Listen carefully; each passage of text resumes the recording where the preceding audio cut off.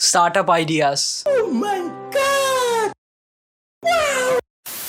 दोस्तों, आप भी बिजनेस और एंटरप्रेन्योरशिप में इंटरेस्टेड हो और आपको भी अपना स्टार्टअप शुरू करना है, लेकिन ये स्टार्टअप आइडियाज आखिर आते कहां से है? आखिर ये successful entrepreneur $1 billion startup ideas आखिर सोचते कैसे है? क्या जेफ बेजोस को ये पता था कि उनका स्टार्टअप आइडिया एक दिन इतना सक्सेसफुल हो जाएगा कि वो वर्ल्ड के सबसे रिचेस्ट पर्सन बन जाएंगे? या फिर रितेश अग्रवाल, क्या उन्होंने कभी सोचा था कि वो इतने कम उम्र में एक बिलियनर बन जाएंगे? दोस्तों, इस वीडियो में हम यही जानने वाले हैं और इस वीडियो को लास्ट तक जरूर देखिएगा बिना स्किप किए, क्योंकि क्या पता इस वीडियो के बाद आपको आपका $1 बिलियन स्टार्टअप आइडिया मिल जाए। हेलो दोस्तों, मैं हूं प्रीतम और आप देख रहे हैं upcoming entrepreneur. So without any further ado, let's get into the video. इस वीडियो में मैं आपके साथ जो कुछ भी शेयर करने वाला हूं, ये पीटर थिल जैसे सक्सेसफुल एंटरप्रेन्योर्स और बिजनेसमैन ने खुद कहा है अपने बुक्स और इंटरव्यूज में। तो हमारी पहली पॉइंट है, all happy companies are different. इसका मतलब है कि हर एक सक्सेसफुल कंपनी एक दूसरे से अलग है। अगर आपको जेफ बेजोस जैसा बनना है तो आप अगला अमेज़न नहीं बना सकते, क्योंकि अमेज़न ऑलरेडी एग्जिस्ट करता है। अगर आपको मार्क जकरबर्ग जैसा बनना है तो आप अगला फेसबुक नहीं बना सकते। आप सिर्फ कॉपी नहीं कर सकते। और ये बहुत ही ट्रिकी है, मतलब कंफ्यूजिंग है, क्योंकि लोग अक्सर उसी चीज को फॉलो करते हैं जो कि करंट टाइम में उनको सक्सेसफुल दिख रही है, लेकिन असल में ये गलत है। और इसी चीज को और अच्छे से समझने के लिए हमारी दूसरी पॉइंट है, they were just a toy. Toy, खिलौना।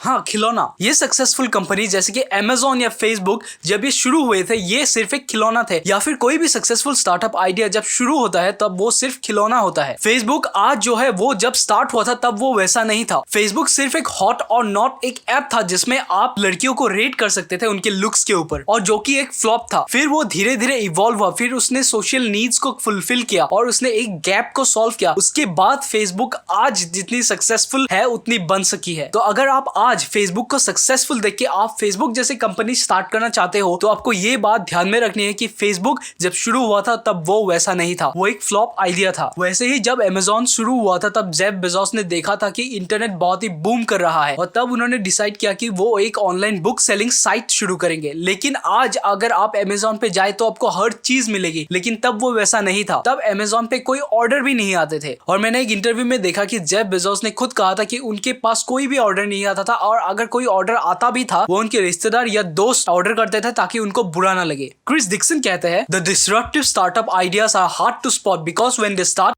They are just a toy। इसका मतलब है कि जो भी डिस्ट्रप्टिव स्टार्टअप आइडियाज होते हैं वो जब शुरू होते हैं उन्हें स्पॉट करना, उन्हें आइडेंटिफाई करना बहुत ही हार्ड होता है। क्यों? क्योंकि वो जब शुरू होते हैं वो सिर्फ एक खिलौना होते हैं और धीरे धीरे टाइम के साथ फिर वो एक डिस्ट्रप्टिव सक्सेसफुल स्टार्टअप आइडिया बनते हैं। पहले पीसी यानी पर्सनल कंप्यूटर का आइडिया सबको एक मजाक लगता था। क्यों? क्योंकि वो सोच नहीं पा रहे थे कि सबको अपने घर पे एक कंप्यूटर की क्या जरूरत होगी। लेकिन आज देखिए, पर्सनल कंप्यूटर सबके लिए एक नेसेसिटी, एक जरूरत बन चुकी है। तो इसी वजह से आपको जो चीज आज चमकते हुए दिखाई दे रही है उसको आंख मूंद के फॉलो करने से पहले उसको कितना पॉलिश किया गया है, वो किस किस स्टेज से गुजरा है, ये आपको समझना बहुत ही जरूरी है। तो आई होप कि आपको पहली और दूसरी पॉइंट बहुत ही अच्छे से समझ में आ चुकी होगी। तो अब हमारा अगला पॉइंट है कंपटीशन। पीटर थिल कहते हैं कि कंपटीशन आपको पैरालाइज कर देता है। कंपटीशन आपको आगे बढ़ने नहीं देता और आपको इंप्रूव होने नहीं देता, और एक टाइम के बाद वो कंपनी ओवर कंपटीशन में फंस के खत्म हो जाती है। क्योंकि जब ज्यादा कंपटीशन होगा आप कंपटीशन को ही ऑब्जर्व करने में फंस जाओगे और आप कस्टमर की सुन नहीं पाओगे, और जब कोई कंपनी कस्टमर की नहीं सुनती तब वो कंपनी आगे नहीं बढ़ सकती और जल्द ही वो कंपनी खत्म हो जाती है। दोस्तों, इस वीडियो में मेरा फोकस उन पे है जो कि खुद से खुद का कुछ करना चाहते हैं। आप खुद ही सोचिए, किसी के पास अगर कोई $1 बिलियन आइडिया होगा तो वो क्यों ऐसे वीडियो बना के फ्री में आपको वो $1 बिलियन आइडिया दे देगा। और इंटरनेट पे जो भी ऐसे वीडियोस है वो इस वीडियो के फर्स्ट रूल को ही फॉलो नहीं करते। उनको जो अभी करंट टाइम में सक्सेसफुल दिख रहा है वो उसी चीज को तोड़ मरोड़ के कोई आइडिया बना के आपको दे देते हैं। और आप खुद ही बताइए कि अगर किसी ने आपको आइडिया दी और वो आइडिया आपकी खुद की नहीं है तो आप उस आइडिया के लिए कितने टाइम तक कमिटेड रह पाओगे, आप उस आइडिया के ऊपर कितने टाइम तक नॉन स्टॉप काम कर पाओगे। क्योंकि एक स्टार्टअप को सक्सेसफुल करना बहुत ही हार्ड है, उसके लिए आपको बहुत ही टफ जर्नी के थ्रू जाना पड़ता है। तो अगर आपका स्टार्टअप आइडिया आपका खुद का होगा, जिसपे आपका खुद का बिलीव होगा, आपका खुद का फेथ होगा, तो आप उस आइडिया के लिए जान लगा के काम करोगे। आपका कमिटमेंट अलग लेवल पे होगा उस आइडिया के लिए। तो इस वजह से मेरा फोकस इस वीडियो में यही है कि मैं आपको एक गाड़ी दे दूं जिसकी वजह से आपका रास्ता आसान हो जाए, लेकिन उस गाड़ी को कहाँ लेके जाना है, आपकी मंजिल आपके हाथों में है। तो दोस्तों, how to find $1 billion startup idea में ये पार्ट 1 थी, और पार्ट 2 में मैं आपको और प्रिंसिपल्स के बारे में बताने वाला हूं। तो मेक श्योर कि आप उस वीडियो को जरूर देखें। आई होप दोस्तों कि आपको इस वीडियो से जरूर वैल्यू मिली होगी, और अगर आपको वैल्यू मिली है तो इस वीडियो को जरूर लाइक कीजिए और सब्सक्राइब टू माय चैनल, क्योंकि मैं आप जैसे अपकमिंग एंटरप्रेन्योर्स के लिए रेगुलरली एंटरप्रेन्योरशिप से रिलेटेड वीडियोस लाते रहता हूं। और आप मुझे इंस्टाग्राम पे भी फॉलो कर सकते हो, जहां पे मैं बहुत ही इंपॉर्टेंट बिजनेस और एंटरप्रेन्योरशिप से रिलेटेड इन्फॉर्मेशन रेगुलरली शेयर करते रहता हूं। तो दोस्तों, इस वीडियो में इतना ही। मैं मिलता हूं आपसे अगले वीडियो में, तब तक कुछ नया सीखते रहे और आगे बढ़ते रहे।